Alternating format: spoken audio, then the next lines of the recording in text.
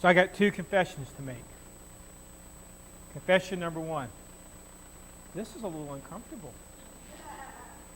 When I've done this in the past and moved the pulpit, I've had a communion table here, or sometimes a boat, or sometimes there are some other things, but now there's nothing. And that makes me feel a little vulnerable. And there's a cord right here that I'm not going to trip over, I swear. Confession number two, that picture. You've seen it in the bulletin a few times over the past few weeks. It's on the front of your bulletin this week. And you know what? That's what my faith life looks like a lot of times. I desperately want to be all in. I try to say the right things.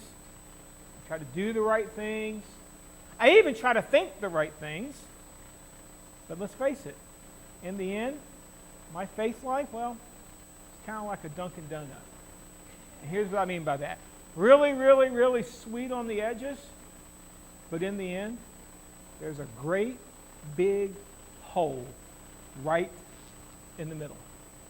So I've been doing this church thing now for about 40 years, and that just makes me feel old to say this. I came to Christ when I was 11 years old, and now I'm 51, getting ready to turn 52 in about a month. Actually, about a month. I've been at this a long time. And so I've been trying to fill that hole in my faith life for over 40 years now. And I tried it all, folks. I've tried prayer. I've tried to read my Bible. I've tried to get involved in ministry. You name it, I've tried it. And you know what I've become? I'm an addict.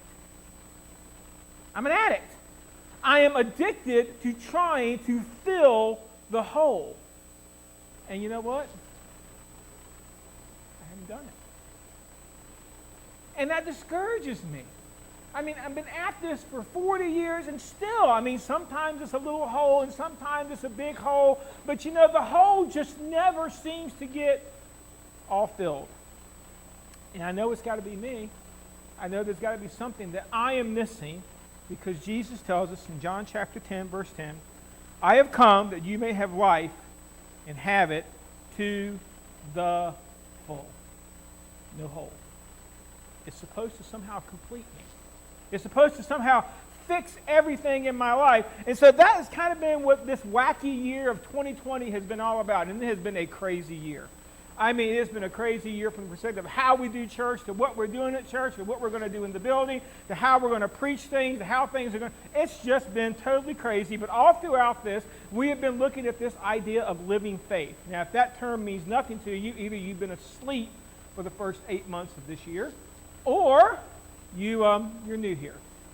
So let me just kind of tell you what living faith is. Living faith is not about faith that you live, but faith that can be lived out in the world. And there is a great big difference. There's a great big difference. And so we set out this year trying to find the difference, and we began with this little church in Ephesus that we find in Revelation chapter 2, verse 4. And Jesus has a problem with this very busy church. Yet I hold this against you. You have forsaken your love you had at first.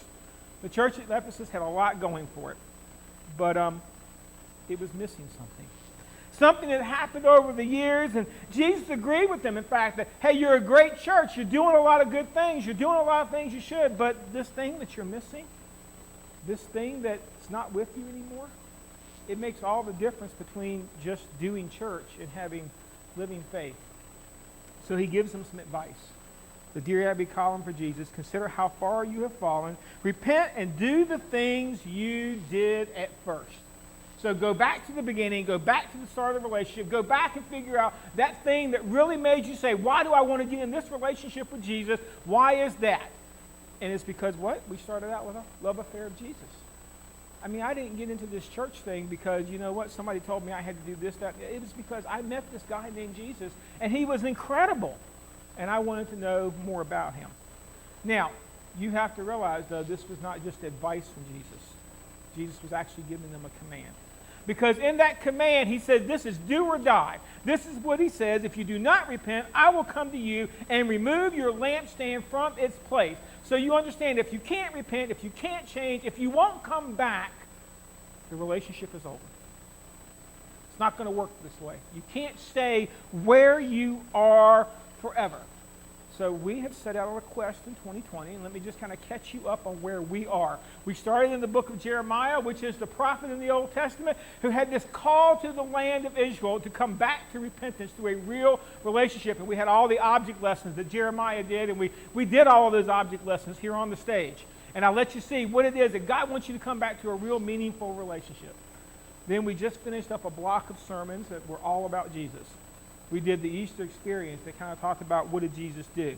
We did the Day I Met Jesus, which is all about how do we come to Jesus. We did the Father of the Bride, which tells us what the relationship is really supposed to look like.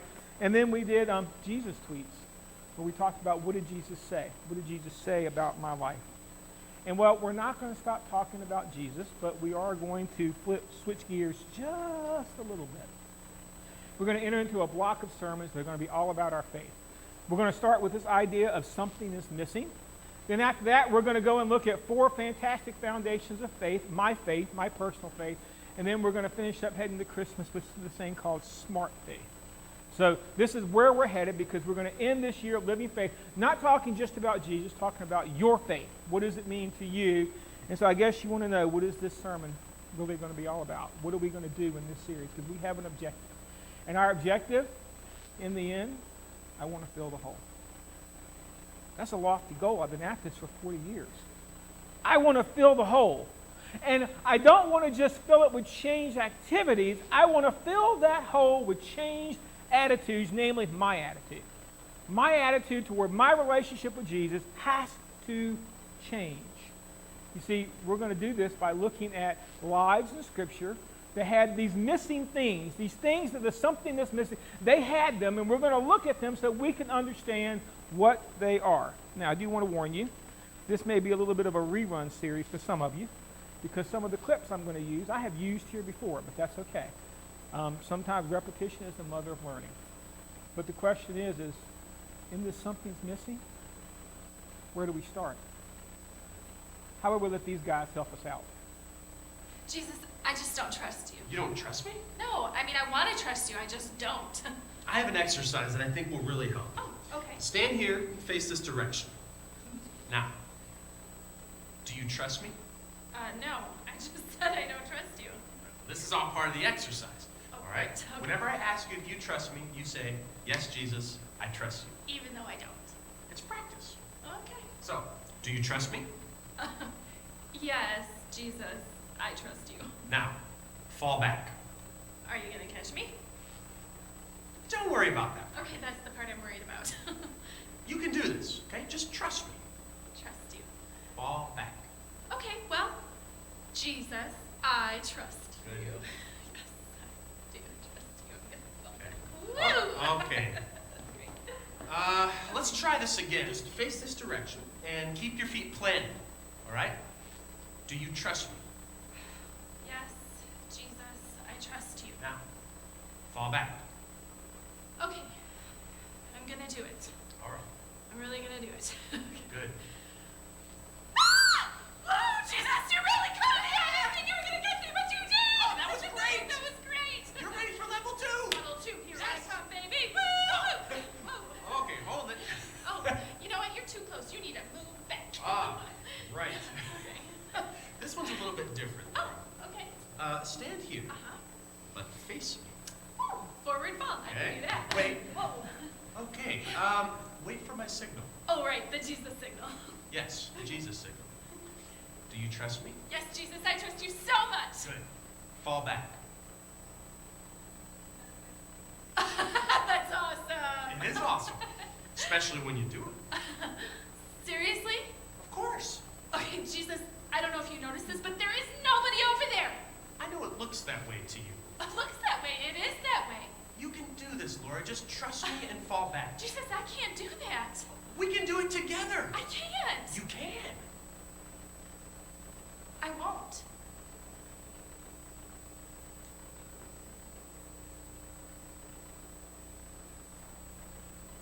Don't worry. I didn't move the pulpit so we can have a little object lesson. We're not doing the trust fall. Trust me, I don't have the back to catch me, and you don't to catch you, and you don't want me to try. But I have a question. Could you do it? Could you just take your life and just spread out your arms and just fall back into Jesus when you can see nothing behind you to catch you? Now, I can't answer that question for you. I can answer it for me, and I'll be very honest with you. I don't know if I could. And maybe that's the problem. Maybe that's what I'm missing. Because I want to trust my eyes. I want to trust my logic. I want to trust my senses. I want to trust all the things that just make common sense to me, that you just don't fall back when there's nothing there to catch you, right? I mean, you at least need a bed or a pillow, right? Something to make the landing just a little bit more cushy. Interesting enough, when Jesus was trying to do the object lesson for teaching Laura trust, he began at level 1, and then he went to level 2. You ever thought about what level 3 might have looked like? If she had trusted him to fall back, what would he have done next? How far was he willing to push her? But you know what? I admire Laura, because she was very honest. She didn't say, I can't. What did she say? I won't. I won't. Jesus, you've asked me to step too far. Jesus, I can't go there. There's a hole there, and that hole, and what's missing there is trust. So this morning, we are going to look at a man that I feel had probably the most trust of anybody in Scripture. You find this story in Genesis chapter 6 and 7 and 8 and 9 and a little bit of 10. And I have good news for you. This is not a verse-by-verse sermon series on the life of Noah. But what we are going to do is I'm going to give you 12 examples of how Noah trusted God. So let me catch you up on his story a little bit. Genesis chapter 6, verses 5 through 8. The Lord saw how great the wickedness of the human race had become on the earth, and that every inclination and the thoughts of the human heart was evil all the time. Is this 2020? No. I don't think this Noah would live in 2020. All the time. The Lord regretted that he had made human beings on the earth, and his heart was deeply troubled. So the Lord said, I will wipe from the face of the earth the human race I have created, and with them the animals, the birds, and the creatures that move along the ground, for I regret that I have made them. But, I love those 3 letters in the Bible. Those 3 simple letters put together, B-U-T, means that there is hope. But Noah found favor in the eyes of the Lord. So today, maybe I should have done this sermon last week when the basement was flooded, and we could have all had an object lesson. We could have went down into the water. Now, that's okay. But we all know kind of who Noah is. Noah's biggest ever thing that he did, that he's remembered for, is Noah built an ark. But that's not the thing that I want you to remember Noah for. Because, yeah, he built a boat. We'll talk about that in a minute. And he had some other things he had to do. But it isn't the fact that Noah built an ark. It says that Noah found favor in God's eyes. So you've got to get the picture. God is looking out across humanity, and he sees just how wicked and how evil and what they're doing. And they're turning themselves from God, and they're worshiping creatures, and they're worshiping idols, and they're having nothing to do with God. And God just feels remorse and regret as he looks out across humanity. And there is like this one little flickering light, and his name is Noah. And the funny thing is that God never tells us what Noah was doing that was so cool. God doesn't give us the list. You know why God doesn't give us the list? Because we turn that into a list. And we say, well, if I just do these things, then my hole of trust would be filled. So God doesn't give us a list. But what he does do is he tells us in verse 9, Noah was a righteous man, blameless among the people of his time, and he walked faithfully with God. Now again, it says that he was blameless. I don't think that means that he was sinless, because if you read through Noah's story, if you want to read the whole thing, you'll find out Noah had some sin issues. Okay? Noah is not sinless, but it says that he was blameless. So he was constantly bringing his sin back toward God. And it says that he was faithful in following after God. And I find that's important, because this relationship of Noah, it was built on trust. And that trust would be stretched across Noah's life as God constantly asked Noah, fall back. Can't you just see Noah? Are you going to catch me? Don't worry about that, Noah. Just fall back. Just trust me. And so Noah's trust, believe it or not, went all the way through the before, the during, and the after of the storm of his life. And I mean, it was a doozy of a storm. You think we got problems with COVID-19 and with all the other things that go on? Noah had problems in his world to the fact that God was going to level the whole thing. Except for him. Could you imagine the weight of that man? What he was going to deal with for the next 120 years as he prepared for this mission that God had put him on? So let's take a look at how Noah trusted God. And in the before it says Noah trusted God when nobody else did. God saw how corrupt the earth had become, for all the people of the earth were corrupt in their ways. It's hard, isn't it? Man, when people out there are doing whatever and you want to be part of the crowd and you want to go where you want to go and you want to kind of be with the in thing, and the world is doing this and the world is saying that and the world says this is okay and the world says that's okay, and all of a sudden you want me to be different? You want me to make a stand? You want me to say that something is not okay? You want me to make a difference in my life? And you know what? That's the important thing. Before there was ever an ark, before the first raindrop ever fell, Noah had decided to trust God when nobody else did. Noah had placed his faith in God when it wasn't the in thing to do. It wasn't popular. It didn't like make him a big man on campus. It was just him and God. And you know what else? Noah trusted God when the news was bad. This is what it says in Genesis chapter 6, verse 13. So God said to Noah, I am going to put an end to all people. I think that maybe caught Noah's attention. All people. God, I got a lot of friends and a lot of neighbors. I got family. I got aunts. I got uncles. I got grandparents. And, I got all of this. All people. For the earth is filled with violence because of them, and I am surely going to destroy both them and the earth. So Noah now has a choice. God comes and says, Noah, we're done with this game. The floods they are coming. The storms they are coming. And let me tell you something. It's not going to be good news. I don't have a happy moment for you because you know what? When this is all done, all that's going to be left is me, you, and eventually we'll talk about his immediate family, how they got there. That's it. I think sometimes we hear that, and when we get the bad news, we're kind of like, okay, God, this was a nice, fun event, but things are getting serious now, so I think I'm going to go back over here. I think I'm going to go and do my own life, Lord, because you know what? You've given me that bad news. That's not what you're supposed to do. You're supposed to give me sunny news, right? It's all supposed to be rainbows and sunshine, this relationship with Christ, and you're telling me this is going to be hard? Yeah, it's going to be hard. But that's the amazing thing about Noah. Noah trusted God when the news was bad. And also, Noah trusted God when the job was too big. This is what it says in Genesis chapter 6:14. So make yourself an ark of cypress wood, make your rooms in it, and coat it with pitch inside and out. So he is given the specs of this ark, and this is a very big boat. Don't think about the idea that it's kind of small. It really isn't a boat at all. If you really look at the dimensions of this thing, it's a giant cube. It's like a board ship from Star Trek.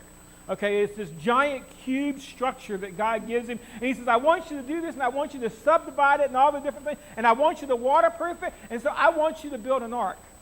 I don't know if Noah had ever built a boat in his entire life. I don't know if he could put a nail in straight. Obviously, he must have had some knowledge or something there because God said, I want you to build a boat. But Noah, while you're building the boat, I got another job for you. See, Noah, I want you to make a zoo. Genesis chapter 6, verses 19 through 21. You are to bring into the ark 2 of all living creatures, male and female, to keep them alive with you. 2 of every kind of bird, of every kind of animal, of every kind of creature that moves along the ground will come to you to be kept alive. You are to take every kind of food that is to be eaten and store it away as food for you and for them. Okay, so while I'm building this humongous boat, I've got to collect all these animals, and I've got to collect food to feed them, and that's a really big job. That's a huge job. And sometimes I think this happens with us. God gives us the really big job, and we're like, you know what, God, this is not what I signed up for. I signed up for my comfortable seat in the pew and my parking space in the parking lot. I signed up for this to be easy, and now this has gotten complicated. And we don't even get the part that Noah has something else going on in his life. See, a lot of times we paint Noah's picture, and he's got at least 3 adult sons that are going to help him. We forget about this thing called math. Noah became a father, according to Genesis chapter 5, verse 32, when he was 500 years old. First of all, not me. I'm done. Okay? So, Noah boarded the ark when he was 600 years old. So that means that was 100 years. So sometime that 100 years, he was 100 years he was a father. But Noah was given 120 years to build the ark. Do the math. You know what that means? On top of building a boat, on top of starting a zoo, Noah's going to have kids and raise those kids and nurture those kids and bring those kids into maturity, all while the world around him is literally falling apart. Man, that's got to take a lot of trust, doesn't it? I mean, I'm a parent. I got 2 kids. I understand. Kids are hard work. They're time-consuming. They are. I love them to death, but they do. They put a pinch on your time. And God, you want me to build a boat while I'm starting a zoo? While I've got my family that I want to... Come on, God. This takes a whole lot of trust here. Noah's going to have to do some very big things. But you see, here's the thing I love about Noah. You don't get a lot of whining. You don't get a lot of complaining. You know what you get? You get Genesis chapter 6, verse 22. Noah did everything just as God commanded him. Holy smokes. You were kidding me. Not only did Noah do it, it says he did it just like God said. That's impressive. That's a lot of trust. He didn't skimp on a few inches to save some money on the materials to make that ark. He didn't say, well, you know what, a cow and a deer, they're close. I'll just take the cow. They're easier to deal with. Of course, then all of our hunters would be sad, right? Because there'd be no deer. So you get it. So he didn't scrimp. He said he did everything just as God said do it. And you know what? The first raindrop hasn't even fell yet. First nail hasn't been made yet. But it says Noah committed himself. Why? Because Noah trusted God. And he just kind of fell back. So then it gets interesting. The storm begins, and we get the during. And guess what? Noah's trust didn't change. Noah trusted God when it was time to move. Genesis chapter 7, verses 1 through 5. The Lord said to Noah, "Go into the ark, you and your whole family, because I have found you righteous in this generation. Take you with you 7 pairs." Oh, wait a minute, that's more animals. It wasn't just 2, so he had 7 of some of them. 7 pairs of every kind of clean animal, and a male and its mate, and 1 pair of every kind of unclean animal, a male and its mate, and also 7 pairs of every kind of bird, male and female, to keep their various kinds alive throughout the earth. 7 days from now I will send the rain on the earth. For 40 days and 40 nights I will wipe from the face of the earth every living creature I have made. And here it is. And Noah did all the Lord commanded him. It's one thing to build this boat. One thing to go out and collect some animals and store up some food. But could you imagine after 120 years of doing this job, and God looks at him and says, "Hey, Noah, it's time to go. It's time to move. It's time to get on the ark." You don't think maybe Noah would have looked at God and said, maybe if you just give me 1 more week, that person, I've been working really hard on them, God. I've been preaching day and night to them. I've been talking to them day and night. Maybe I can convince them, God, can I have just 1 more week?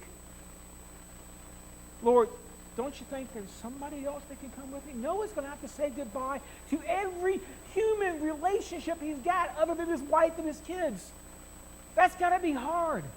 As he's looking at that ark and he's thinking, this is it. When that door opens back up and I come off of this thing, if God is who he says he is, my entire world is going to change. I'm going to be grieving the death of everybody I know. That would be a hard move to make, don't you think? I think maybe it should be at that point I look at God and say, that's a nice thought, God, but not me. I won't. God, you got the boat. You put the animals on there. Hey, you made the first version of man. You can just do man 2.0. Okay, because I won't. I'm going to stay here. I'm going to stay here. But you know what? God didn't. God didn't let him do it. He didn't let him walk away. And Noah got on that boat. And Noah trusted God during the storm. Genesis chapter 7, verses 13 through 14. Excuse me. Noah trusted God with his future. I skipped one. See, this is where I have to come up. Noah trusted God with his future. On that very day, Noah and his sons, Shem, Ham, and Japheth, so he didn't just have one kid in those 100, he's got 3 kids he's trying to raise, together with his wives and the wives of his 3 sons, so that means that his sons now have, so we've got those relationships that he's had to deal with. Enter the ark. They had with them every wild animal according to its kind, all the livestock according to their kinds, every creature that moves along the ground according to its kind, and every bird according to its kind, everything with wings. Noah put his entire future on that boat. Noah didn't say, well, God, I'm going to come with you, but in case you're wrong, God, and this rain isn't going to happen, I don't want my kids to look like a bunch of fools sitting on a boat, so I'm going to leave my kids out here, but I'm going to get... No, what did he say? It says that the kids came with them. Now, I don't know whether it's kind of like it is when you're kids, and I mean, they're 100 years old, so I guess maybe they're making their own decisions by now. They're married. But you know what? That means that while Noah was building the boat and raising the kids and making the zoo, that he also had to teach his kids to have reverence for God because they had to get on that boat willingly too. Oh my gosh. That's a really big job. Teaching your kids to follow God while I'm very busy doing ministry. God, that's a big job, but it says Noah successfully did that, and he placed his entire future, his entire trust was placed with God. And the rain began to come. And Noah continued trusting. Genesis chapter 7, verse 17, for 40 days the flood kept coming on earth. And as the waters increased, they lifted the ark high above the earth. The waters rose and increased greatly on the earth, and the ark floated. Well, I bet you that was good news for Noah. It actually floats. It floated on the surface of the water. Now, we have 40 days there, but this was not a month adventure for Noah. This was not a cruise ship. Oh, no. Verse 7:24 says, the waters flooded the earth for 150 days. So we're either talking somewhere around 200 to 150 days. Noah's trapped. Talk about self-quarantine. Noah's trapped in this ark with a bunch of wild animals. And you know, in God's design, and I read back through Genesis to make sure, in God's design for this boat, he left out 2 very important things. Well, okay, they weren't important to him, but they would have been important to me. There are no specifications for a rudder, and there are no specifications for a wheel. Now, why is that important? Because as that ark began to rise, guess what? Noah had no control. They were adrift and just kind of out there and just kind of floating along and just kind of going. And wherever God decided to take the boat, that's where the boat was going to go. And wherever God decided to move the boat, that's where the boat was going to go. And when the waters left, wherever God decided to leave Noah, that's where Noah was going to be. You don't think Noah had some trust? I would have at least asked God, look, when you park it, could you make it maybe where the weather's warm? If my wife was with us, could you make it near the beach? You know, he just kind of got on the boat, and he had no idea where it was going to wind up. Because you know what? Noah trusted God during the storm. And here's the really, really cool thing about Noah. Noah trusted God when it seemed God was nowhere to be found. Listen to Genesis chapter 8, verse 1. But God remembered Noah. Oh my gosh, I hope God didn't forget all about Noah. But in Noah's mind, think about it. In that boat with all those animals, in Noah's mind, where did God go? But God remembered Noah and all the wild animals and the livestock that were with him in the ark, and he sent a wind over the earth, and the waters receded. So even in the moment when all Noah's got is rainy, dreary days, and he peeks out the little wind that he built, and he sees out there, and he looks at it, and you know what? All he sees is rain. All he sees is water. All he sees is storm. All he sees is more water. All he sees is rain. And I'm sure he's looking at making little ticks on the side of the wall saying, okay, well, that's 1 day. That's 2 days. That's 3 days. Okay, God, I'm getting tired of this. When will this quarantine end? Come on. When are we done? I'm sure by now the animals are getting stinky. Maybe Noah wants to wear a mask, but he's trapped. But he just keeps on trusting, even when it doesn't say God's really saying anything to him at this point. God just set him afloat and just let the world happen. So what about the after? Flood is done. Waters are going down. Where did Noah's trust go? Well, here's the cool thing about Noah. Noah trusted God when the answer was no. You know, that's usually the point at which I say, you know what, God? I don't think so. I won't. I'm going to walk away. Not Noah. After 40 days, Noah opened a window, and he had made in the ark, and sent out a raven. It kept flying back and forth until the water had dried up from the earth. Then he sent out a dove to see if the water had receded from the surface of the ground. But the dove could find nowhere to perch because there was water all over the surface of the earth. So it returned to Noah in the ark. He reached out his hand and took the dove and brought it back to himself in the ark. Now I want you to really think about something for a moment. God did not have to wait for the water to dry. No, God could have done something really cool. He could have let the rain in, and he could have just and then you know what? Water's gone. Come on out, Noah. But Noah's sitting there, and he's waited, and he's heard that wind blow in, and he feels the boat kind of going down some, and he says, well, surely it's time. So he sends out a raven. The raven can't find anywhere. And he sends out a dove, and well, the dove can't find anywhere. So what does Noah have to do? Just keep trusting God. Because you know what? No, it's not time. It's not time to come out. You just have to trust me on this. You do not want to be out right now because we're still cleaning things up out here. Could you imagine what it would have been like if Noah had gotten impatient?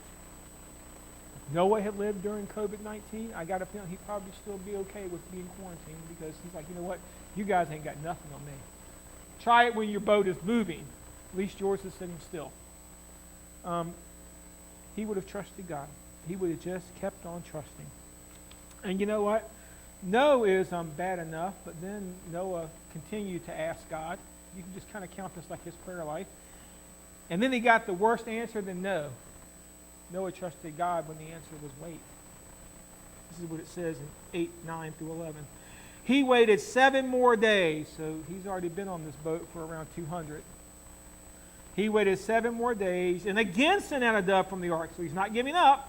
When the dove returned to him in the evening, there in his beak was a freshly plucked olive leaf. Cool, it's over. Here's an olive leaf. It's time to go.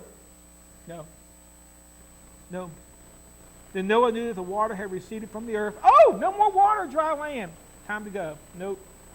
He waited 7 more days and sent out another dove again, but this time it did not return to him. How easy would it have been for Noah to jump the gun? How easy would it have been for Noah to say, it's enough. I've had enough in this ark. I've had enough of this time. God, I want my life back, and I want my life back now. And you know what? There's got to be dry land out here because this dove brought back this little olive branch, so something out there is growing. So you know what, God? I am leaving. Lord, it's been a really nice voyage, but I won't. I won't trust you anymore. I got to move. That's not Noah. It says Noah said, I can wait. How long did Noah wait? Well, it said 7 more days, but the days is not what Noah was counting on. You see, because Noah trusted God until God said when. This is what it says in Genesis chapter 8, verses 15 through 16. Then God said to Noah, come out of the ark, you and your wife and your sons and their wives. Isn't that amazing? Noah just sat there in his ark with all of these animals and his sons and their wives, and there were no switches or video games or nothing to distract them. I wonder what they did for amusement. I guess they could have played pin the tail on the donkey a lot. But I don't know what they did, but he just sat there and they waited. And they waited until God said, now, Noah. That's a lot of trust, folks. Do you have that much trust? When your life is adrift and your life is flooded and the storms have come and you feel like everything that you ever put your faith in has been washed away, do you have enough trust in God to sit there until God says now? Come on, we've seen it over the past few months, haven't we? We don't do this very well. What do we start doing? Well, we start making plans. We start coming up with our ideas about, hey, God, I can help you out with this. Really, I can. We start doing this, and we start doing that, and we start doing the other. And we just refuse to wait for God to say when. That's a big lesson, folks. That's that hole of trust. And you know what? When he exited the ark, Noah wasn't done with his trust. It said Noah trusted God's promise. Genesis chapter 9, verses 16 and 17. These are the verses that we kind of know Noah for, right? The little offering with the big old rainbow over his head. Whenever the rainbow appears in the clouds, I will see it and remember the everlasting covenant between God and all living creatures of every kind on the earth. So God said to Noah, this is a sign of the covenant I have established between me and all of life on earth. That's a lot of trust. How many rainbows have you seen in your lifetime? It was one of those things that when we moved over the mountain, it was an awesome moment because on the other side of the mountain, just so you know, on the boring side of the mountain in Charlottesville, whenever you get a rainbow, they're always single rainbows. But there's something about the height of the mountain here when you move over here and you get here and you look up, and usually if you see one rainbow, if you look close enough, guess what? They're double rainbows. I remember the one we saw at Bud and Patty's house that night, and they're just two beautiful, bright rainbows. How many rainbows have you seen? So when you see the rainbow, do you think, thank goodness the rain is over? Or do you think, thank God I made it through the storm? Which is it? When I see the rainbow, do you think, okay, good, now it's time to do the next thing in my life. I can go back outside, I can get in the pool, I can do whatever I want to do, I can go camping, I can go to the park, I can go and do whatever I want to do because you know what? The storm is over because there's the rainbow. Or do you stop and say, well, there's the rainbow. God, thank you for remembering the promise you